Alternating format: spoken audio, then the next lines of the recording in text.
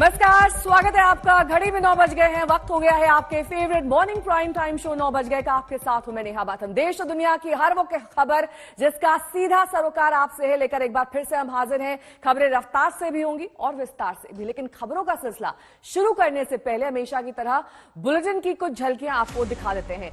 जब एक साथ एक ही गाड़ी पर चुनाव प्रचार करने उतरे मुलायम सिंह यादव, अखिलेश यादव और शिवपाल यादव, दिखाएंगे एक्सक्लूसिव बातचीत। यूक्रेन लिए चलेंगे, जहां के स्कूल पर मिसाइल हमले से फिर तेज हुई है जंग की आहट। अमेरिका ने रूस को फिर दी जंग से बाज आने की चेतावनी। बुलेटिन के आखिरी हिस्से में हम आपको दिखाएंगे हिमवीरों की तस्वीर। उत्तराखंड में 15,000 फीट की ऊंचाई पर पेट्रोलिंग करते दिखे आईटीबीपी के जवान। और ठीक आधे घंटे बाद यानी कि सुबह 9:30 बजे 100 शहर 100 खबर।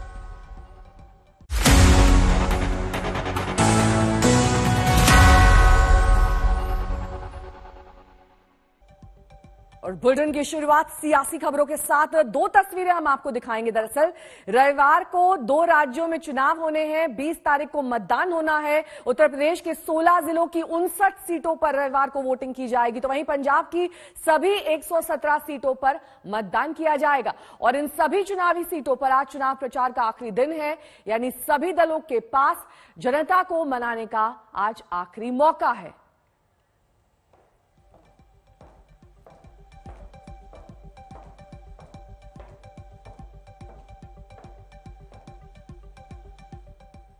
तो पंजाब की बात हम आगे करेंगे, लेकिन इस बीच सबसे पहले आपको दिखाते हैं कि यूपी की चुनावी लड़ाई किस तरीके से इस दौर में सबसे दिलचस्प है, क्योंकि हाई प्रोफाइल मुकाबला है करहल सीट पर, जहां पर स्वयं अध्यक्ष समाजवादी पार्टी के अखिलेश यादव लड़ रहे हैं। उनके मुकाबले बीजेपी ने एसपी सिंह बघेल को उतारा है, वहीं बीएसपी से कुलदीप नारायण मैदान में है। तो करहल पर सबका फोकस बना हुआ है। वहीं कन्नौज की बात कर लें, असीम अरुण बीजेपी की तरफ से प्रत्याशी हैं, समाजवादी पार्टी से अनिल कुमार दोहारे हैं, कांग्रेस से विनीता देवी हैं। कन्नौज दरअसल समाजवादी पार्टी का गढ़ माना जाता है, यहां से कई बार वो सीट हासिल कर चुके हैं। शिवपाल सिंह यादव समाजवादी पार्टी से जसवंत सिंह नगर से लड़ रहे हैं और कल वो अखिलेश यादव के साथ रैली में नजर आए थे।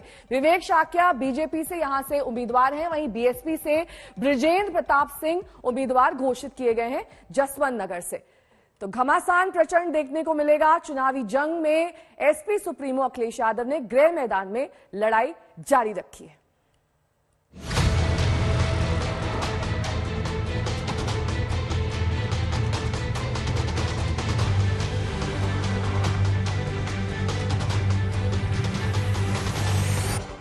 अखिलेश यादव के लिए ये सियासी अस्तित्व की लड़ाई है। यूपी में संग्राम भीषण तो है ही, उनकी अपनी सीट करहल में भी लड़ाई जबरदस्त है। और इस चुनावी जंग को जीतने के लिए कल उन्होंने ब्रह्मास्त्र भी निकाल दिया। समाजवादी पार्टी के संस्थापक अखिलेश के पिता मुलायम सिंह यादव और चाचा शिवपाल यादव खुद अखिलेश की राह आसान करने के लिए रोड शो करने उतरे।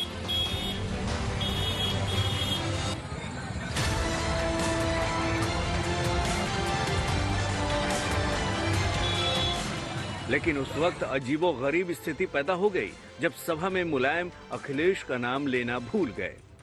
उम्मीदवार हैं, जो भी उम्मीदवार यहाँ को भारी बहुमत जिताने हैं। वहीं खड़े मुलायम के भतीजे पूर्व सांसद धर्मेंद्र यादव ने जब ध्यान दिलाया, तब उन्होंने अखिलेश को भारी बहुमत से जिताने की अपील की। इस चुनाव में मुलायम सिंह पहली बार प्रचार में उतरे थे।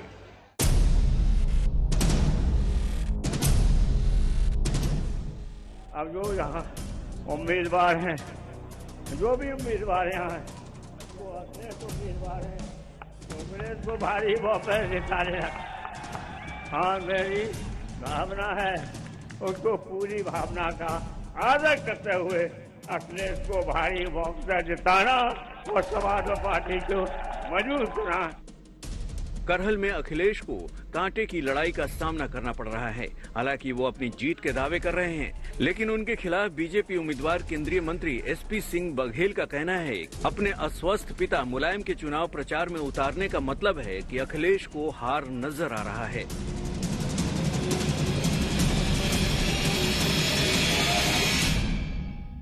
आपसे कह रहा हूँ, जीत आपकी हो चुकी है, लेकिन आपको बहुत सावधान रहना है। ये भारतीय जनता पार्टी के लोग कोई भी साजिश कर सकते हैं। ये षड्यंत्र कर सकते हैं और चुनाव में उनके साथ न किसान है, न नौजवान है, न माताएं, न बहनें हैं। इस मार्च को नॉमिनेशन करते हुए तब तक मेरा नाम नहीं था, बीजेपी ने तय नहीं किया था, 23 घंटे बाकी थे। उन्हें बहुत गर्व के साथ कहा था 4 पॉइंट कि मैं अब चुनाव के बाद आऊँगा 10 मार्च को। दूसरा कहा था कार्यकर्ता लड़ेंगे। तीसरा कहा था 1.5 लाख से जीतूंगा। चौथा कहा था ये मेरा गढ़ है, इसे कोई जीत नहीं सकता।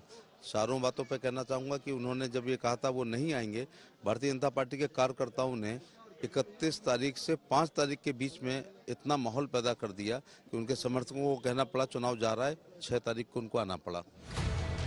करहल में बीजेपी ने पूरी ताकत झोंक कर चुनाव को दिलचस्प बना दिया है। कल बघेल के समर्थन में चुनाव प्रचार के लिए गृह मंत्री अमित शाह खुद रैली करने करहल पहुंचे। उत्तर प्रदेश में फिर से एक बार किसानों की सरकार बनानी है, इसलिए बघेल जी आज यहाँ चुनाव लड़ने आए हैं और मैं भी आज इसीलिए आया हूँ क्योंकि ये तो बात मेरे धर्मेंद्र प्रधान जी और प्रदेश अध्यक्ष जी के बीच में हुई थी। मैंने कहा मैं करहल वालों को कह कर आऊं कि भाई कोई व्यक्ति पूरे उत्तर प्रदेश के भला करने के लिए आप पर विश्वास कर आया है, इसको प्रचंड बहुमत से जिताइएगा। यूपी के 16 जिलों की 59 सीटों पर तीसरे दौर में 20 फरवरी को वोट डाले जाएंगे। आज इन सीटों पर प्रचार का शोर थम जाएगा। सभी दलों ने अपने अपने उम्मीदवारों के लिए पूरी ताकत झोंक दी है। कल कानपुर देहात के सिकंदरा की सभा में एक बार फिर सीएम योगी आदित्यनाथ ने गर्मी निकालने वाली बात दोहराकर चुनाव को गरमा दिया। एसपी सिंह बघेल जीतेंगे। सपा अपनी हार की खिन आज किस रूप में उतार रही है कि प्रोफेसर एसपी सिंह बघेल के काफिले पे हमला करवा रही है, नारेबाजी कर रही है। चुनाव लड़ना, अभी शांतिपूर्ण तरीके से चुनाव लड़ी, हम भी लड़ रहे हैं। हमला कराने के मतलब क्या है? ये उनकी हार को, हताशा को प्रदर्शित करता है। तो इंतजार कीजिए 10 मार्च का, जब वोटों की गिनती के साथ यूपी का जनादेश सामने आएगा। मैनपुरी से अभिषेक मिश्रा और पुष्पेंद्र सिंह के साथ आज तक ब्यूरो। तो क्या करहल में वाकई घिर गए हैं अखिलेश? और कल अपने पिता के साथ और साथ ही चाचा के साथ उन्होंने रोड शो किया। आज तक ने एक साथ तीनों से एक्सक्लूसिव बातचीत की। कोशिश यही थी कि सभी क्षेत्रीय दल और सब लोग एक साथ आए और आज हम देख सकते हैं कि नेताजी तो पहले से ही साथ थे और आज सब लोग साथ हैं। चाचा जो पार्टी हालांकि दूसरी है लेकिन उसके बावजूद भी समाजवादी पार्टी के साथ हैं और उनका चुनाव चिन्ह भी साइकिल है, तो ये खुशी की बात है कि सब साथ हैं। आज Shivpal ji, on air on India Today and Aaj Tak, क्या आप अखिलेश को आज आशीर्वाद देना चाहेंगे? मैंने तो पूरा आशीर्वाद दे दिया है, नेता मान लिया है और 2022 में अखिलेश को मुख्यमंत्री बनाना है और उत्तर प्रदेश में परचम फैलाना है और भारतीय जनता पार्टी का सफाया करना है, तो इसलिए हम लोग एक हो गए। Akhilesh, this area, one of the where Samajwadi parties did immense amount of work, all seats went to the BJP. What do these crowds tell you now? नहीं, ये तमाम वो लोग हैं जो इस बार भारतीय जनता पार्टी का उत्तर प्रदेश से सफाया करेंगे। ये तमाम वो लोग हैं जो किसान हैं, नौजवान हैं, व्यापारी हैं, जो बीजेपी को इस बार हराएंगे भी और बीजेपी को इस बार उत्तर प्रदेश से हटाएंगे भी, क्योंकि बहुत निराश किया है जनता को। महंगाई बढ़ी है, बेरोजगारी बढ़ी है और खासकर इटावा का सब विकास रोक दिया। यहाँ world class international Asiatic lines की सफारी थी, वो रोक दी। यहाँ स्टेडियम्स बने थे, वो रोक दिए। साई का स्पोर्ट्स का सेंटर था सैफई में, वो खत्म कर दिया। वाटर स्पोर्ट्स के लिए, वाटर स्पोर्ट्स के लिए नहीं, एक्वेटिक सेंटर था जिसमें वर्ल्ड क्लास फैसिलिटीज थी स्विमिंग की या ओलंपियंस जो काम करना चाहें, लेकिन सब विकास यहाँ का रोक दिया। किसान की आमदनी नहीं बढ़ाई, किसानों को अपने खेतों की रखवाली करनी पड़ रही है, खाद नहीं मिली, मेडिकल फैसिलिटीज वर्स्ट हो गई। इधर कोरोना की वजह से या तमाम सरकार की नाकामी की वजह से हमारा प्राथमिक शिक्षा पूरी तरह से ध्वस्त हो गई है। ये तमाम सवाल हैं जिसके जवाब और प्रश्न लगाने के लिए जनता निकली है। Akhilesh, one very interesting thing, बड़ी इंटरेस्टिंग चीज चुनाव में ये है कि अखिलेश यादव का कैंपेन बड़ी पार्टियों के साथ अलायंस में नहीं है, छोटे छोटे दल जोड़ करके आपने शायद वो किया जो कि मुलायम सिंह यादव जी एक समय पे करते थे कि मल्लाह नेता को कानपुर देहात से वो मिर्जापुर ले जाते हैं। ये जो छोटे अलायंसेस हैं, ये आपको लग रहा है कि ज्यादा बेटर काम कर रहे हैं आपके लिए? ये क्षेत्रीय दल की अपनी एक हैसियत होती है और क्षेत्रीय दल लगातार जनता के बीच में उनके दुख दर्द के करीब हैं। इसलिए मेरी कोशिश रही कि सभी जातियों के और तमाम ऐसे क्षेत्रीय दल हैं जिनका बहुत संगठन तो नहीं है लेकिन संगठन है कुछ पॉकेट्स में जहां सीधा सीधा पार्टी को लाभ पहुंचा सकते हैं। इसलिए मैंने हर वर्ग के, हर जाति के लोगों के लेकर के एक अच्छा गुलदस्ता बनाया जिसमें सबको स्थान मिले, सबको सम्मान मिले और सब साथ आए। वो एक हम लोगों ने तैयार किया प्लेटफॉर्म। मुझे लगता है कि जनता का समर्थन मिलेगा और इस बार एक बहुमत की सरकार और बहुमत से ज्यादा समर्थन इस बार मिलने जा रहा है। नेताजी, भीड़ अच्छी है नेताजी बाकी में, लेकिन आपको क्या लग रहा है कि परिवार के एक आ जाने से एक जोर बढ़ता है? देखिए, जैसे परिवार एक हुआ है, पूरे उत्तर प्रदेश में लहर आ गई और देखिए ये थर्ड फेज है। अब थर्ड फेज में भी भारतीय जनता पार्टी का सफाया होगा। क्या देश की राजधानी दिल्ली को फिर से लहूलुहान करने की साजिश रची जा रही है? सवाल इसलिए वाजिब है क्योंकि दिल्ली के सीमापुरी इलाके के एक घर से कल आईईडी बरामद हुआ। इसके तार 14 जनवरी को गाजीपुर में बरामद आरडीएक्स से जोड़कर देखे जा रहे हैं।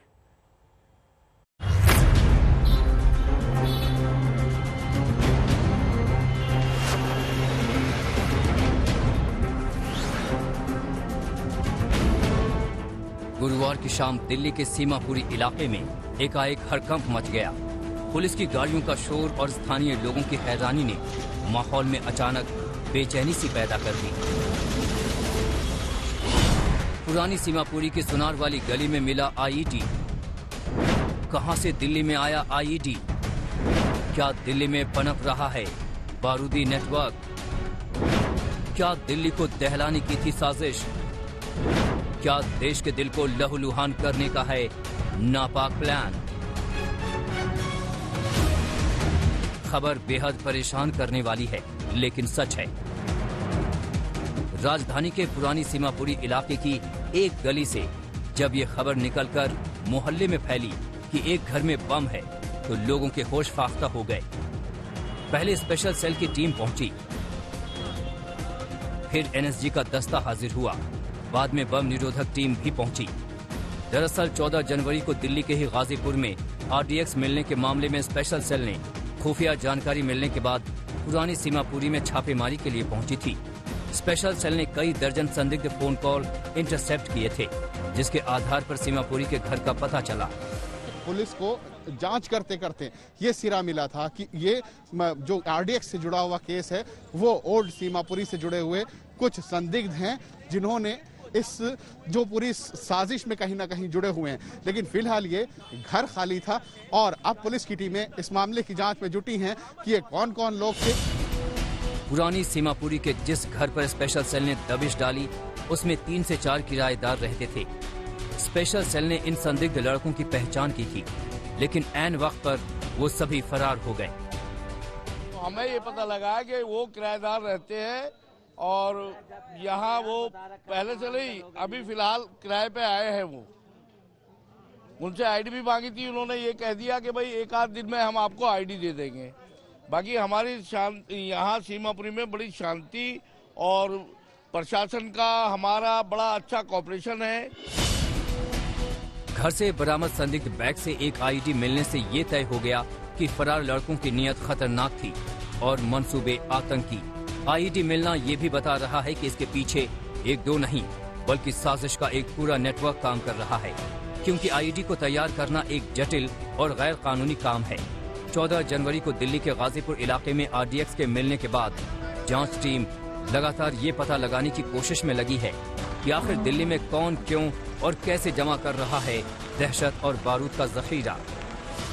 कि इससे एक बड़ी साजिश के तहत देखा जा सकता है, क्योंकि फूल मंडी गाजीपुर में जो आरडीएक्स और आईईडी मिला था वो 14 जनवरी को मिला था, 26 जनवरी से पहले। लिहाजा ये जो कड़ी है ये उससे जुड़ी हुई है और इसमें एक बड़ी साजिश हो सकती है जिसका स्पेशल सेल जल्द ही खुलासा करेगी। बाद में आईईडी को करीब 8 फुट गहरे गड्ढे में ब्लास्ट करके निष्क्रिय कर दिया गया। सूत्रों के मुताबिक स्पेशल सेल के पास फरार लड़कों के बारे में पूरी जानकारी है। मुमकिन है कि ये लड़के स्लीपर सेल के हों या फिर किसी बड़ी साजिश का हिस्सा। उम्मीद है कि जांच के बाद इसकी जानकारी भी सामने होगी। दिल्ली से तंसीम हैदर और अरविंद ओझा के साथ आज तक ब्यूरो।